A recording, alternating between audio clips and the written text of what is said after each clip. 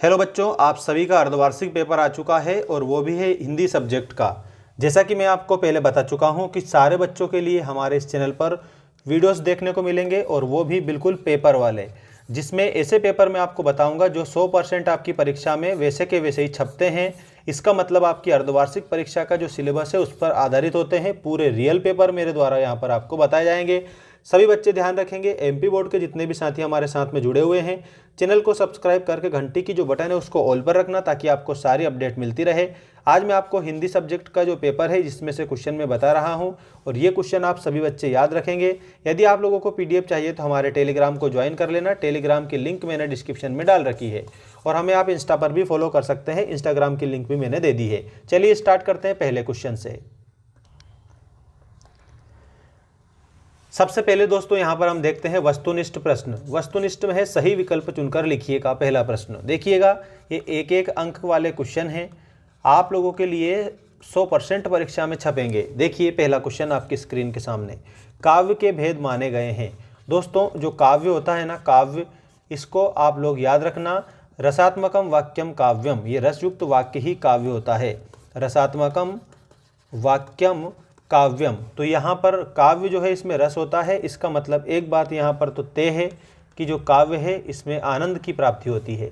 काव्य के दो भेद होते हैं, एक तो है दोस्तों दृश्य काव्य, ठीक है, ध्यान देना, एक तो दृश्य है और दूसरा है आपका श्रव्य काव्य। शैली की दृष्टि से भी इसके दो भेद होते हैं, प्रबंध और मुक्तक। लेकिन यहाँ पर आपको डायरेक्ट काव्य के भेद पूछे हैं तो इसमें आप लोगों को दो भेद बताना है। अगला क्वेश्चन है शैली की दृष्टि से काव्य के भेद हैं। आप अपने मोबाइल को रोटेट करके देखना तो व्यूइंग एक्सपीरियंस बहुत बेस्ट आएगा, ध्यान रखिएगा। शैली की दृष्टि से काव्य के कितने भेद हैं, तो शैली की दृष्टि से भी दो है। दो कौन कौन से हैं, तो एक तो है आपका प्रबंध काव्य, ठीक है, और दूसरा है मुक्तक काव्य। इस प्रकार से शैली की दृष्टि से भी दो भेद होते हैं। इसके बाद में काव्य के भेद हैं दृश्य काव्य, श्रव्य काव्य। दृश्य और श्रव्य, नाट्य और कथ्य, तो ये दृश्य और श्रव्य क्योंकि दोनों इसमें आ गए ना, तो ये वाला आप लोगों को आंसर करना रहेगा सभी बच्चों को। इसके बाद में अगला प्रश्न है आपका प्रबंध काव्य के प्रकार होते हैं। प्रबंध काव्य के 3 प्रकार होते हैं, ठीक है। प्रबंध काव्य के 3 कौन कौन से हैं, एक तो है महाकाव्य जो सबसे बड़ी महान रचना होती है, एक है खंड काव्य, खंड काव्य, और खंड काव्य के बाद में एक हो जाएगा आख्यानक गीत, आख्यानक गीत। ये यहाँ पर प्रबंध काव्य के 3 भेद सभी बच्चों को बताना रहेगा, ठीक है ना। अब प्रबंध काव्य के बाद में कामायनी, देखो देखो कितना ऐसे क्वेश्चन में छाप रहा हूँ आपके लिए जो परीक्षा में 100% आएंगे। कामायनी है, कामायनी क्या है, तो कामायनी के रूप में महाकाव्य बताना है। किसकी रचना है, तो कामायनी है आपके जयशंकर प्रसाद की रचना। तो जयशंकर प्रसाद आप सभी बच्चे उत्तर के रूप में लिख देंगे। इसके बाद में रस के बिना काव्य माना जाता है। रस के बिना नीरस माना जाता है, क्योंकि रस ही नहीं है तो काव्य क्या हो जाएगा, नीरस हो जाएगा भाई। रस के अंग होते हैं, रस के कितने अंग हैं, तो रस के 4 अंग होते हैं। 4 अंगों में सबसे पहला अंग होता है विभाव, ठीक है, और विभाव के बाद में दूसरा होता है अनुभाव, अनुभाव के बाद में तीसरा होता है संचारी भाव। बिल्कुल ध्यान रख लेना, संचारी भाव, और संचारी भाव के बाद में चौथे नंबर का होता है और वो होता है स्थायी भाव, ठीक है। विभाव 2 प्रकार का होता है, अनुभाव 4 प्रकार का होता है, संचारी भाव के 33 भेद होते हैं और स्थायी भाव के 10 भेद होते हैं। इस प्रकार से स्थायी भाव की संख्या बता देनी रहेगी आपको। अब यहाँ पर पूछा है श्रृंगार रस का स्थायी भाव क्या है, तो श्रृंगार रस का स्थायी भाव हो जाएगा रति। आपको 10 ही रस और उनके स्थायी भाव परीक्षा में पूछने हैं, देख लीजिए, आपको याद रखना है सभी बच्चों को। बिल्कुल परीक्षा में 10 में से कोई सा भी पूछ लेते हैं वो, इसलिए थोड़ा कमेंट पर भी ध्यान दिया करो, मैं उसमें भी कई बार आंसर दे देता हूँ आपको। देखिएगा, वाक्यम रसात्मकम काव्यम किसका कथन है, तो यह है आचार्य विश्वनाथ जी का। इन्होंने कहा था आचार्य विश्वनाथ ने। विभाव अनुभाव संचारी संयोगाद रस निष्पत्ति ही, यह सूत्र किसका है, तो ये भरत मुनि का है, क्योंकि भरत मुनि ने जो रस निष्पत्ति दी है उसमें इसकी बात की है, तो इसमें आपको भरत मुनि बताना रहेगा। नेक्स्ट क्वेश्चन देखिएगा, काव्य की शोभा बढ़ाने वाले तत्व कहलाते हैं, क्या कहलाते हैं, अलंकार कहलाते हैं। क्योंकि अलंकार क्या करते हैं, अलंकार का मतलब एक तो होता है आभूषण या फिर गहना, और ये किसका आभूषण या गहना होता है, तो ये होता है काव्य का आभूषण या गहना। इसलिए आप लोगों को काव्य की शोभा बढ़ाने वाले तत्व या धर्म जब पूछते हैं तो आपको अलंकार बताना रहता है। छंद के मुख्यतः कितने भेद होते हैं? वर्णिक छंद, मात्रिक छंद और मुक्तक छंद।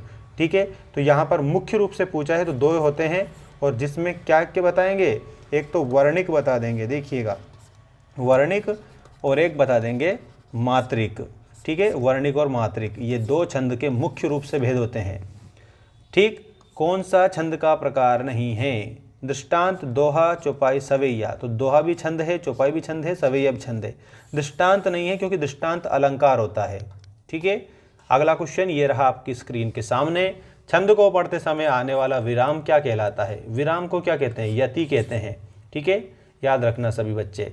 और प्रवाह, अगर मान लो प्रवाह की बात करते हैं ना, प्रवाह की, तो प्रवाह को गति कहा जाता है। ठीक, और इसके अलावा समानता की बात करते हैं तो समानता को तुक कहा जाता है। और यहाँ पर आप लोगों को ये सब चीज़ें सीखनी है। अलंकारों में चमत्कार किसके कारण उत्पन्न होता है? पद, शब्द, वाक्य या अर्थ।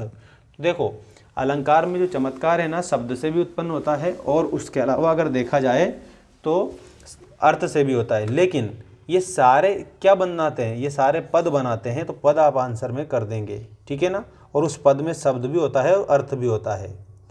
इसके बाद में यहाँ पर आपका नेक्स्ट क्वेश्चन ये रहा, जहाँ किसी शब्द की आवृत्ति 1 से अधिक बार हो परंतु उसका अर्थ भिन्न भिन्न हो, वहाँ पर कौन सा अलंकार होता है? तो वहाँ होता है यमक अलंकार। तो आप लोगों को क्या करना है? यमक कर देना रहेगा इसका आंसर। उपमा का अर्थ क्या है? उपमा का अर्थ क्या है? सादृश्य है कि समानता है? दोनों है, सादृश्य भी होता है और समानता भी होता है। ठीक है, तो उपमा का अर्थ सादृश्य और समानता बताएंगे। इसके बाद में नेक्स्ट क्वेश्चन है, उपमा अलंकार के अंग कितने होते हैं? तो 4 अंग होते हैं। 4 अंग कौन कौन से हैं? याद रखना। एक तो होता है उपमेय, ठीक है, दूसरा होता है उपमान, ठीक है, और उसके बाद में तीसरा होता है साधारण धर्म, साधारण धर्म, और उसके बाद में चौथा होता है वाचक शब्द, वाचक शब्द। ये उपमा अलंकार के 4 अंग हैं। जिस वस्तु या व्यक्ति से समानता बताई जाए उसे क्या कहते हैं? उसे उपमान कहा जाता है।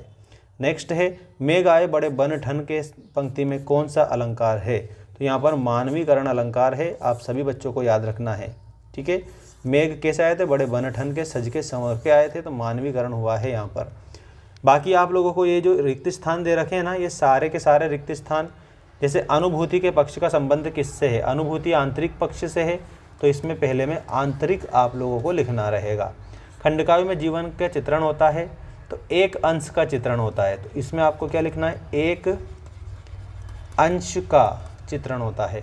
महाकाव्य में जीवन का कैसा चित्रण होता है? तो संपूर्ण चित्रण होता है, इसमें संपूर्ण लिखना है। रस को काव्य की क्या बताया गया है? रस को काव्य की आत्मा माना गया है। रस के प्रकार कितने होते हैं? तो रस के 10 प्रकार होते हैं। वीररस का स्थायी भाव क्या है? तो इसमें उत्साह वीररस का स्थायी भाव है। रौद्र रस का स्थायी भाव क्या है? तो रौद्र का क्रोध स्थायी भाव है। करुण रस का स्थायी भाव क्या है? तो करुण का शोक स्थायी भाव है। मात्रिक छंद का उदाहरण क्या है? तो यहाँ पर मात्रा की गिनती पर आधारित होता है दोहा, क्योंकि इसमें 24 मात्रा होती है। वर्णिक छंद में किसकी गणना होती है? वर्णिक में दोस्तों प्यारे बच्चों वर्णों की गणना होती है। सभी बच्चे चैनल को सब्सक्राइब कर लेना और लाइक करना ना भूले। ऐप की लिंक डिस्क्रिप्शन में दे दी है, तो ऐप को डाउनलोड कर लेना। इंस्टाग्राम की लिंक भी दे रखी है, तो फॉलो जरूर करेंगे। अलंकार का सामान्य अर्थ क्या होता है? अलंकार का सामान्य अर्थ होता है गहना। और उपमेय में उपमान का आरोप होता है, तो वहाँ पर कौन सा अलंकार होता है? वहाँ पर उपमेय में उपमान का आरोप होता है, तो व्यतिरेक अलंकार होता है। इसमें आप लोगों को करेक्ट आंसर ऐसे बताना रहेगा। बाकी सारी चीज़ें आपको मैं बताता रहूँगा। चैनल को सब्सक्राइब करके घंटी की जो बटन है ना, उसको ऑल पर रखना, ताकि नोटिफिकेशन आपको मिलता रहे। अभी इसके बाद में इंग्लिश का भी वीडियो आने वाला है।